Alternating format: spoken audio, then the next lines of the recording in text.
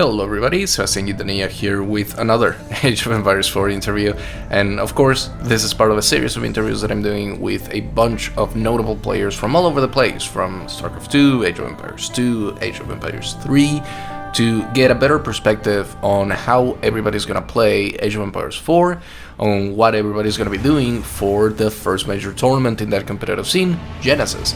So, without taking any more of your time, let's go ahead and jump into this interview. My name is Hamzah, but I go by Hera in the gaming scene. I'm a professional Age of Empires 2 player, and I've played the game for about 7-8 years now, since 2013.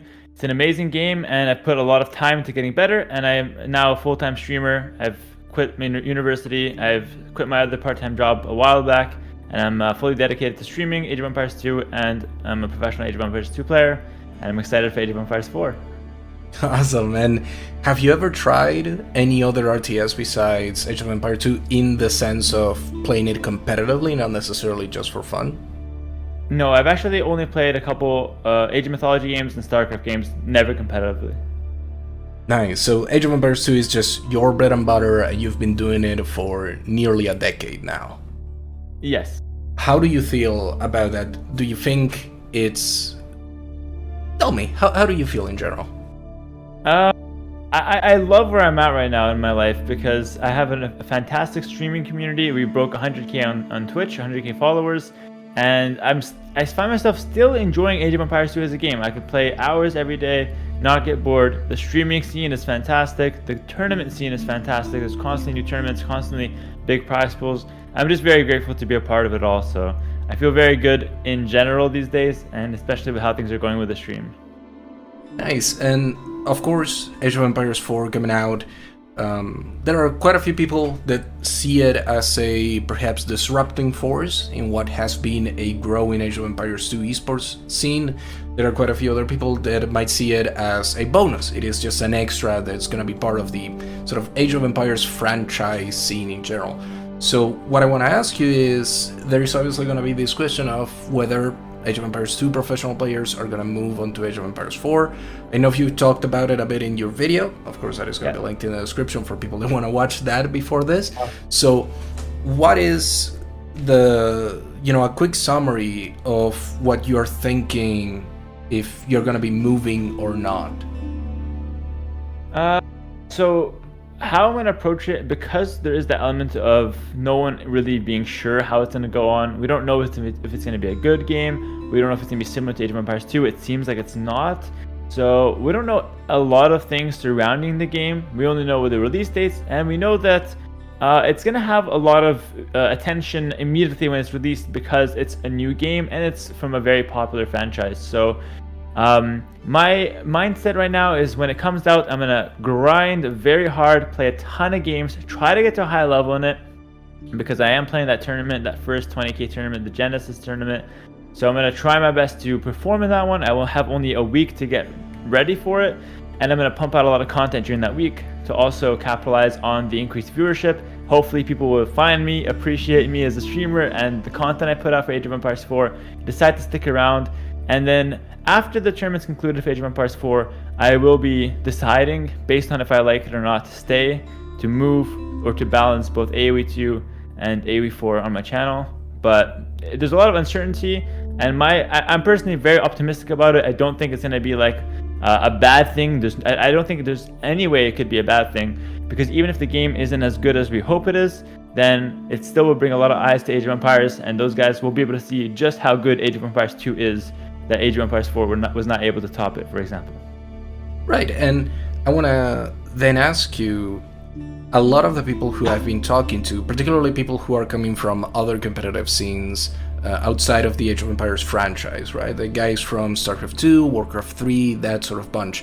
A lot of them have been talking up the professional players from Age of Empires 2 as the people who are going to be able to make that transition better. Some of them think that some players will fare better than others, but I want to know from your perspective, do you think that you have an advantage because you're coming from the Age of Empires 2 competitive scene, or do you think that that might be getting a little bit overrated simply because the Age of Empires 2 scene is the most well-known, if it is known at all, by RTS players? I'm not sure because I've never actually played a full game of Age of Empires 4, so I'm not sure about the similarities between that and Age of Empires 2. But I will say that the game looks more like Age of Empires 3 than it does like Age of Empires 2. So I would say, if anything, it would seem that Age of Empires 3 players would have the easiest job adapting. But I honestly think it's going to come down to whoever learns the fastest, whoever has the best method of teaching themselves a new thing and adapting to new environments, new meta, etc., and whoever can pick things up the quickest. I think that's the person who's going to be the best Age of Empires 4 player, especially in the early days. I don't really agree that Age of Empires 2 players will have an advantage in that department. Given that you said that you're going to be grinding it and that you're going to be trying to practice and become a really good player for Age 4, I want to know what are you going to be doing with your team, essentially? Because Aftermath, I know that a bunch of the players there, they will still need to look at things like King of the Desert 4. And they're going to be trying to get better for King of the Desert 4. It's a major tournament for the Age of Empires 2 scene. So how do you plan to work with your teammates? Or do you think that you're going to have to tell them, hey guys, like, I'm going to need you to practice with somebody else because I plan to grind Age 4? What is going to be the relationship there in the team? That's a very good question.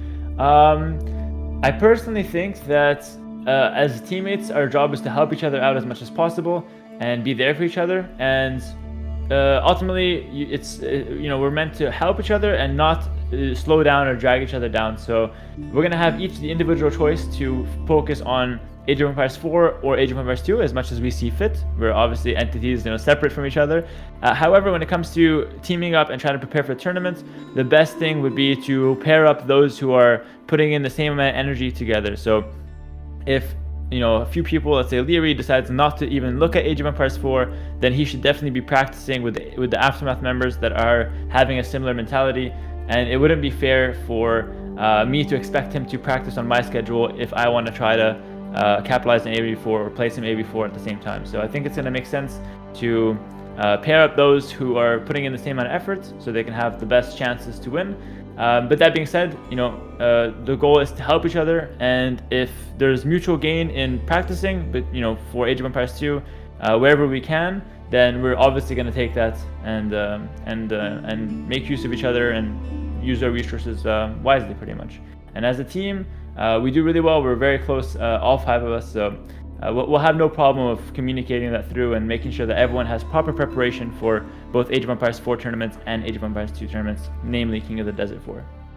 Right, and let's say that in the hypothetical scenario, and I think it's rather unlikely because somebody is bound to be interested in Age 4, but in a scenario where you don't have a practice partner available to you for practicing, strategies in custom lobbies or just grinding out games with, preparation for a build order that you want to do, have you tried at all to reach out, or has anyone reached out to you from, say, StarCraft 2 or some other, Age of Empires competitive title to work with you and try to get your perspective on the game and maybe offer practice time that is coming from some other point of view, from some other place in the RTS genre?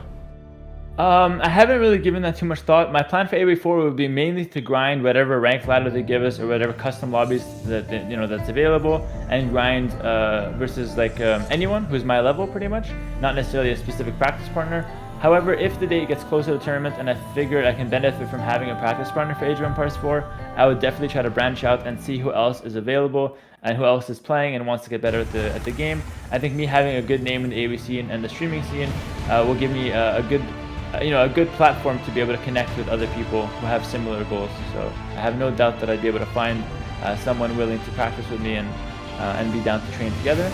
That said, I'm not sure if that's going to be needed as of now. Cool. And I want to reach back a little bit to something you mentioned a couple of questions ago, which was that you didn't complete an Age of Empires 4 game. Can you expand on that a little bit? Yeah, so when the beta came out, it was during the Red Bull preparation, and at first I actually did not enjoy the game because I was looking at it through this is different than Age of Empires 2, and I don't like that. I wanted something that was at first similar to AV4 to AV2, and I was comparing it a lot, direct comparison to AoE2, and I was disappointed when I was having that kind of mindset because the game was very different than AoE2. However, so I tried it out. I didn't really finish the game because I didn't really have time to invest to actually like learn how to play. So I just tried it out a bit and then quit every game. I played a couple. So I wasn't a fan of it initially, but as time went on, and as I saw gameplay of it, as I treated it like its own game and stopped comparing it every 2 seconds to Age of Empires 2, I was able to appreciate it a little bit more. And I can't say if I like the game now. I have, like I said, yet to play a complete game even till now. But I'm definitely more optimistic for it, and I'm excited. Like I signed up for the tournament. I'm excited to actually put some time into it and see what I can do. So you weren't part of the closed beta either. I know that it's not under NDA if you say if you were or not, so that should be fine for you to say, but you weren't part of the closed beta at all.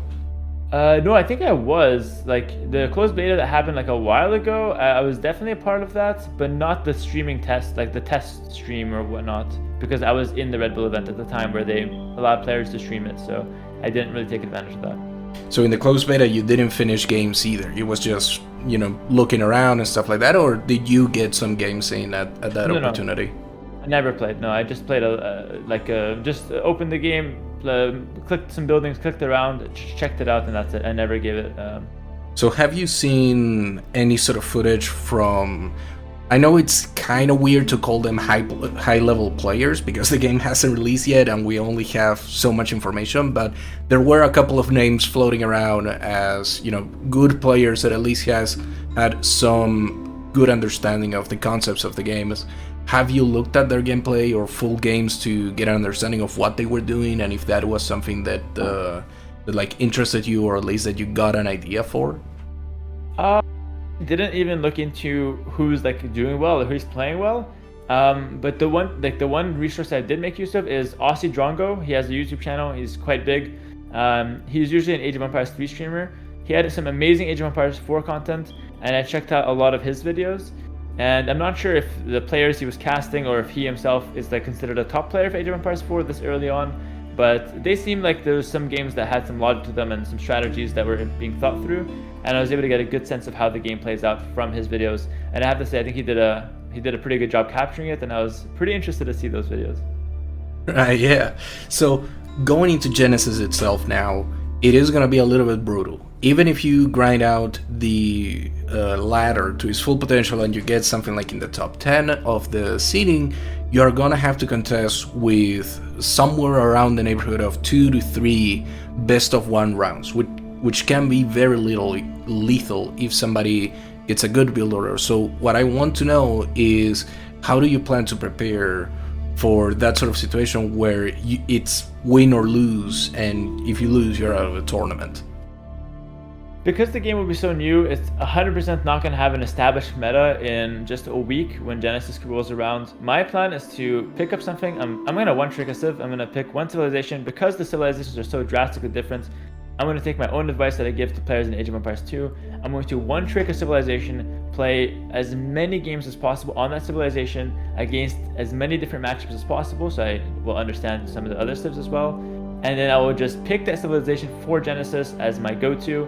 And I'm going to try to, for the best of 1 rounds, play a very consistent strategy, something that I've had success with, and something that will work every time. I'm going to minimize risk and try to get as good as possible with one civilization.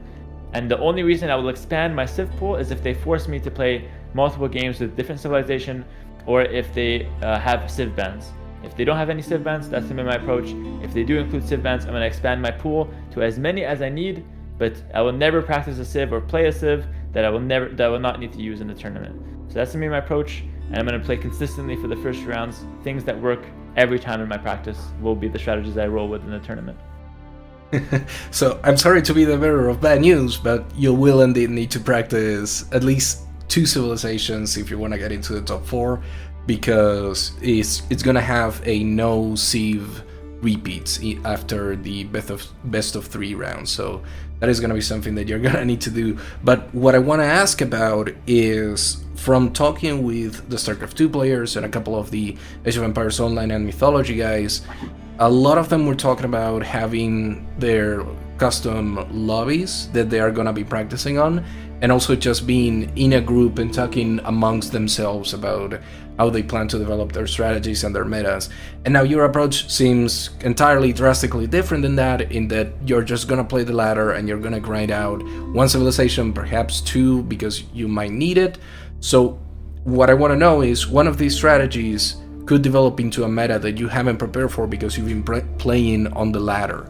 How do you prepare for those sort of, I would kind of call them like super strategies, that these guys that have a lot of experience in competitive games are going to be developing behind closed doors, because your strategy is essentially going to be out and about, because you're going to be streaming, or because people are going to see you in the ladder and they're going to observe your games and they're going to see what you're building up to. So how, like, do you think you can just outskill that sort of strategy, or what's the catch here?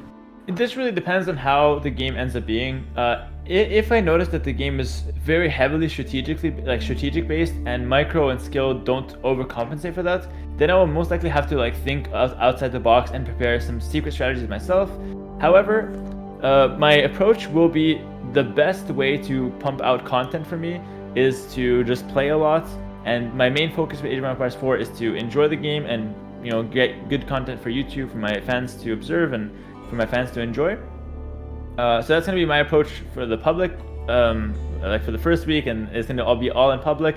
Like the day of or the day before the tournament, I might think of something else and prepare something in secret, just to have something up my sleeve, because that's generally a good idea for tournaments.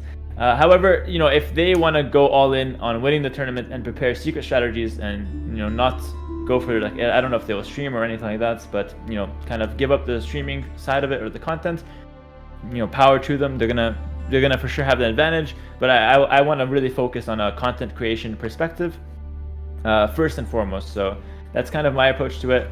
Again, these things all depend. I could change my approach as AoE4 comes out, depending on what I see, how the game is.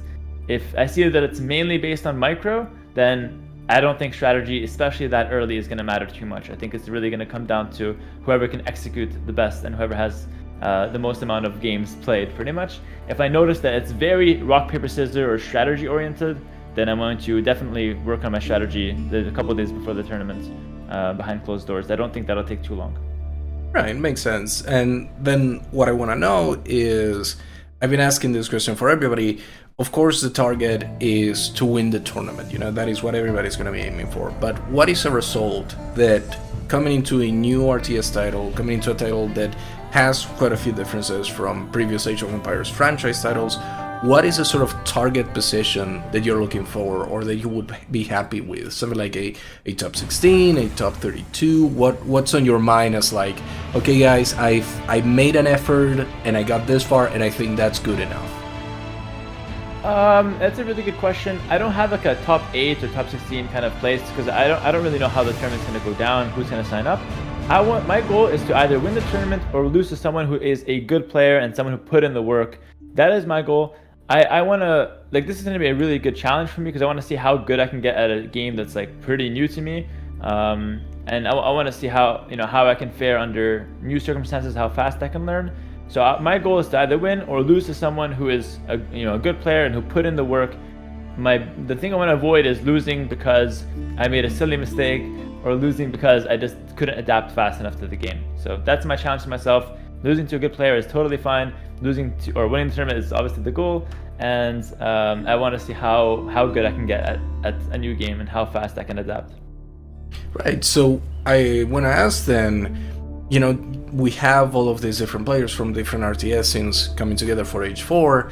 The thing that I want to know is, if you had to put your money on anyone, or on any group that would have a top 4 or a win on the tournament itself, what group do you think has the best opportunity to grab onto that top 3, top 1 final set? I actually, again, I hate to make it it depends on this or that, but I think it depends on how the game plays out. If it's micro oriented, I feel like StarCraft 2 players and AoE 2 players will have the edge, more so maybe the StarCraft guys, just because I know micro is pretty dominant in StarCraft, and AoE 2 has a fair amount of micro as well. If it's strategy dependent, and then it could be really anyone. I could even see Age of Empires 3 players. I don't really know who they are, how that game is, but because AoE3 kind of looks similar to AoE4 from my perspective, I feel like AoE3 players, if it's strategy based, can have a really good time as well, just because they'll adapt quickly to the layout and then can focus on strategy. It really depends on how the game plays out. If I had to guess, I would say I expect the StarCraft guys to do well. I think that game is probably the most demanding RTS, and I think if they can be, if they can adapt to the layout, I think if it comes down to micro, they're going to have the edge. Nice. And so, reaching now the end of the interview, I want to ask you about going past Genesis. Of course, there's going to be a wave of content. You already talked about that. You're going to be writing that for quite a while. But let's say, and of course, we don't have the information right now to kind of make a more informed decision, but even if we don't know about any major tournaments coming past it, even if we don't have the full picture of what Age of Empires 4 Esports might look like half a year from now, do you think you would stick it out even if there weren't that many majors in the next year or so? Like, what would it require? What would the scene need to offer for you to say, hey guys, I'm splitting like half and half, AoE2 and H4, or I'm committing fully to H4? What would be the sort of the decision branches that you have available to you, or that you think you can go for? Very simple. There's actually only two criteria. It's viewership on both YouTube and Twitch, how well the videos do, how well the stream does when I'm streaming AoE4, and whether I like the game and enjoy the game.